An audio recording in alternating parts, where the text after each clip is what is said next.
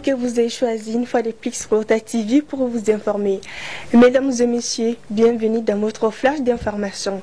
Nous commençons par le renforcement de nos forces armées. Le jeudi 19 janvier, les autorités de la transition malienne ont surpris plus d'un à travers la remise symbolique d'une dizaine d'avions par le président de la transition, le colonel Assimi Goïta. Les relations russo-maliennes, surtout dans le domaine militaire, semblent être plus fructueuses pour le Mali. En tout cas, c'est ce que nous constatons depuis l'arrivée du colonel Assimi Goïta à la tête de la transition en mai 2021.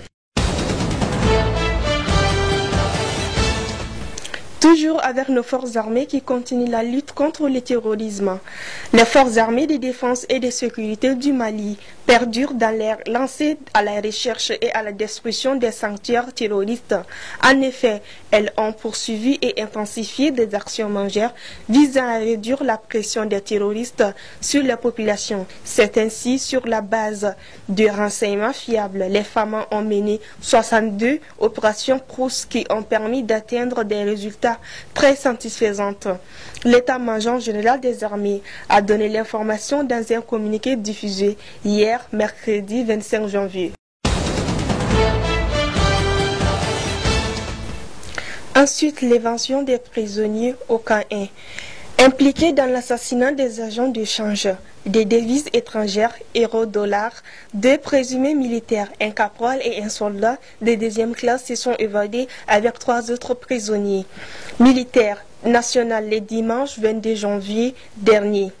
Ils sont au nombre de 5 prisonniers à s'être évadés le dimanche entre les clôtures du camp 1 à la gendarmerie nationale, pourtant réputée plus sécurisée au Mali. Et pour terminer politique avec Baba Moulaye Aïdara qui crée un parti. Le numéro de Benkan vient de créer son propre parti, un départ qui sonne le divorce avec Seydou Mamadou Koulibaly face aux médias. Il prend désormais les commandes du parti malien pour le travail et la refondation. L'ex-ministre de l'Agriculture a rempli la maison de presse samedi dernier pour annoncer les PMTR.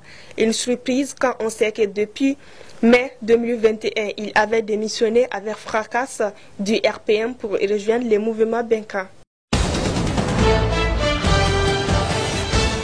C'était l'essentiel de nos informations d'aujourd'hui. Merci à vous de l'avoir suivi. On se donne rendez-vous pour une prochaine fois. D'ici là, portez-vous bien et prenez soin de vos proches. Qu'Allah nous assiste.